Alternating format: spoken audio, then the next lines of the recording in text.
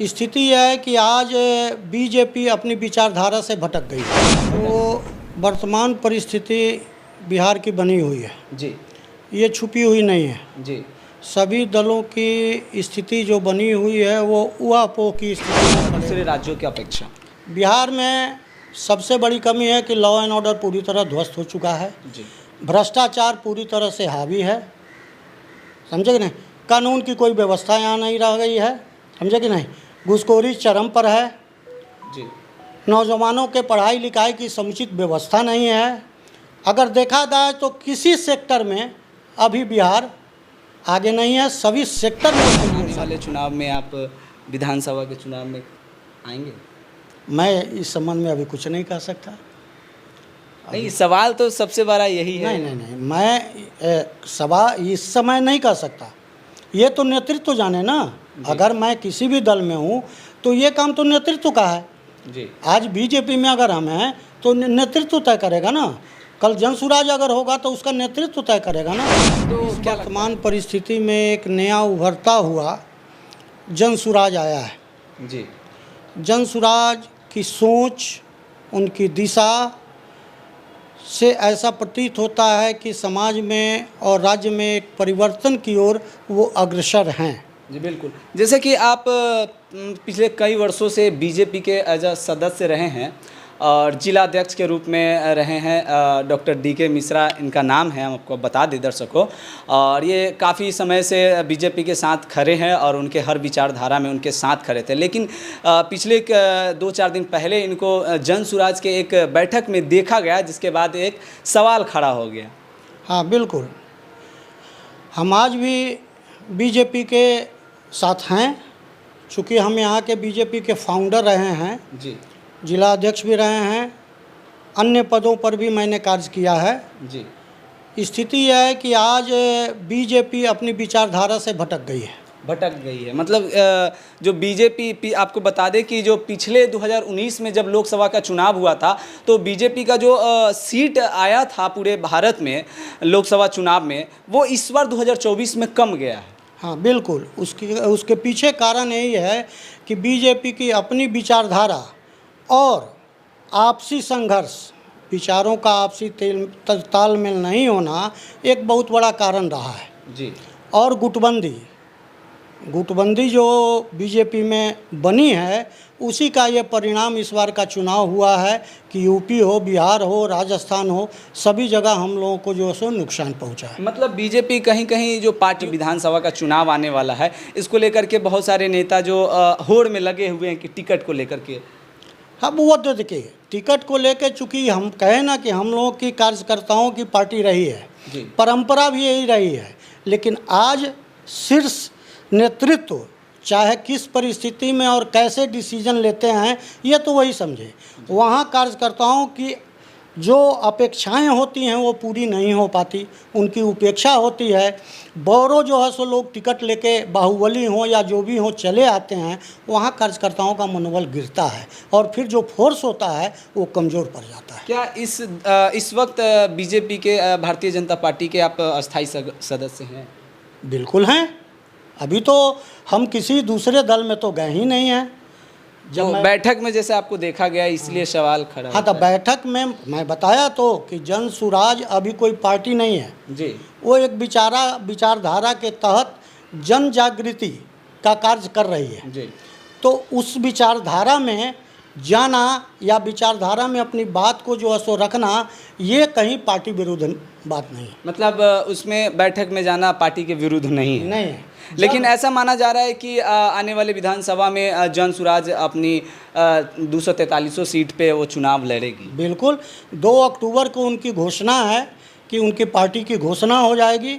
जब उनके पार्टी की घोषणा हो जाएगी तब मेरे साथ ये बंदिश हो जाएगा कि अगर मैं बीजेपी में हूँ तो बीजेपी में रहूँ, अगर जनसुराज में जाना होगा तो फिर मुझे अपनी सदस्यता को जो है सो यहाँ छोड़ना होगा और जनसुराज में जाना होगा। मतलब जनसुराज लगता है कि बिहार में बदलाव ला पाएगी? प्रतीत तो हो रहा है, आने वाला कल क्या होगा ये तो नहीं कहा जा सकता। क्योंकि बिहार की जो राजनीति है, ऐसा लोगों का मानना है कि यहाँ पर जातीय राजनीति होती है। हाँ बिल्कुल, यहाँ जातिगत राजनीति ही हावी रही है, जी। लेकिन जन सुराज की जो विचारधारा है वो जाति और धर्म से अलग उनकी विचारधारा चल रही है। आने वाले समय में देखिए होता है क्या। लेकिन जन सुराज के जो अध्यक्ष है, मतलब है जो फाउंडर है प्रशांत किशोर जी, वो एक अच्छे राजनीतिज्ञ हैं और बहुत सारे पार्टियों का चुनाव जिताने में बहुत अहम योगदान रहा है उनको।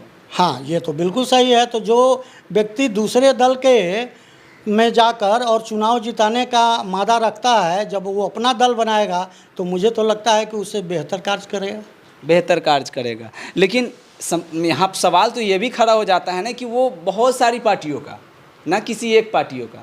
जी, तो जैसे कि ममता बनर्जी के साथ भी वो काम किए हैं, बीजेपी के भी साथ में काम किए, कांग्रेस के साथ भी उनका काम रहा है। तो फिर वो कैसे लोग उनके विचारधारा पे भरोसा करें कि उनका विचारधारा सबसे अलग होगा, क्योंकि वो सबके साथ है। हाँ, बिल्कुल सही है। तो भिन्न भिन्न जगहों पर जिन जिन पार्टियों के साथ वो रहे हैं, सबों की विचारधारा को उन्होंने देखा है जी। और उससे वो एक अपना निचोड़ निकाल लिए हुए हैं कि मुझे क्या करना है। पहली बात यह है। दूसरा, बिहार की अभी वर्तमान जितनी बदतर स्थिति होती जा रही है, इससे आम आदमी में एक बदलाव की तरफ सोच बनती जा रही है, जिसका लाभ हो सकता है आने वाले समय में उन्हें मिल जाए। अच्छा, बिहार में मौजूदा दौर में क्या क्या कमियां हैं जो नहीं होनी चाहिए थी दूसरे राज्यों की अपेक्षा? बिहार में सबसे बड़ी कमी है कि लॉ एंड ऑर्डर पूरी तरह ध्वस्त हो चुका है। जी। भ्रष्टाचार पूरी तरह से हावी है, समझे कि नहीं। कानून की कोई व्यवस्था यहाँ नहीं रह गई है, समझे कि नहीं। घूसखोरी चरम पर है। जी। नौजवानों के पढ़ाई लिखाई की समुचित व्यवस्था नहीं है। अगर देखा जाए तो किसी सेक्टर में अभी बिहार आगे नहीं है, सभी सेक्टर में वो फेल्योर साबित हो रहा है। इसका क्या मुख्य कारण हो सकता है? मुख्य कारण तो हमको जो लगता है कि जो भी ऊपर बैठे हुए नेता हैं और नेतृत्व करता हैं, उन्हें इस बात की चिंता नहीं है। उन्हें चिंता सिर्फ अपने कुर्सी बचाने की है। मतलब शीर्ष जो नेता है वो उनका जिम्मेवार। हाँ, वो बिल्कुल, इसलिए कि वो कुर्सी बचाने की होड़ में पड़े हुए हैं, न कि आम जनता और राज्य के सुधार की दिशा में सोच रहे हैं। लेकिन बहुत सारे लोग ये भी मान रहे हैं कि बिहार में तेजस्वी यादव एक उभरता हुआ चेहरा है, नवयुवा नेता है, यूथ आइकन माना जा रहा है। मानने वाले मान सकते हैं, लेकिन मैं ऐसा नहीं मानता। मैं ऐसा नहीं मानता इसलिए कि पिछला जो टेन्योर रहा है लालू प्रसाद जी का, उसको लोगों ने देखा है और जिनके जेहन में है वो आज भी भयभीत हैं। मतलब ऐसा क्षेत्रीय पार्टी के अगर रूप में देखा जाए तो सबसे बड़ी पार्टी बिहार में राजद है। हाँ, बिल्कुल है, बिल्कुल है। लेकिन आने वाले समय में बड़ी पार्टी रहेगी या छोटी हो जाएगी, ये तो वक्त बताएगा। मतलब पिछले बार भी अच्छी सीट पे आई, लेकिन सरकार बना नहीं पाई। हाँ, नहीं बना पाए, इसलिए कि यहाँ जो है गठबंधन की राजनीति चलती है और हमारे मुख्यमंत्री जी, उनको पलटने में देरी नहीं लगती है। कभी इधर पलटते हैं, कभी उधर पलटते हैं। लेकिन उनका कहना है कि बिहार के विकास के लिए हम कुछ भी कर सकते हैं। ऐसा देखने से प्रतीत तो नहीं हो रहा है। नहीं, उनको विकासशील का जो नाम पड़ा है ना, ऐसा देखने से प्रतीत नहीं हो रहा है। जी, ऐसा देखने से प्रतीत नहीं हो रहा है। इतने विकासशील हैं कि जो सो जितने बने हुए हैं पुल पुलिया तक गिर जा रहे हैं। जी, इतने विकासशील हैं। जन सुराज में बदलाव की तरफ अगर देखने को मिल रहा है तो क्या लगता है ना, तो क्या लगता है शिवहर जो विधानसभा है उसमें बदलाव की ज़रूरत है? बिल्कुल ज़रूरत है, बिल्कुल ज़रूरत है।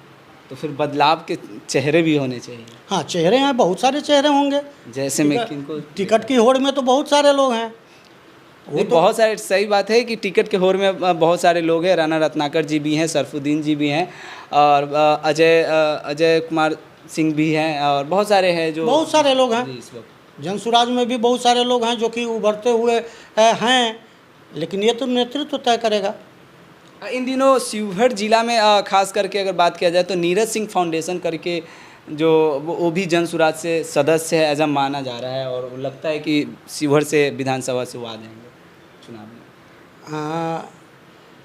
देखिए, जन सुराज में वन मैन बात नहीं होगी जी, कि टिकट का निर्णय प्रशांत किशोर जी करेंगे, ऐसा नहीं है। जी। उनका एक सिस्टम है, उस सिस्टम के आधार पर जो है सो टिकट का चयन होगा। तो ये रहा बिहार की राजनीति पे एक छोटा सा विचार, और आप देख रहे हैं कलयुग भारत न्यूज़। मेरा नाम है पिंटू सोनी। जय हिंद।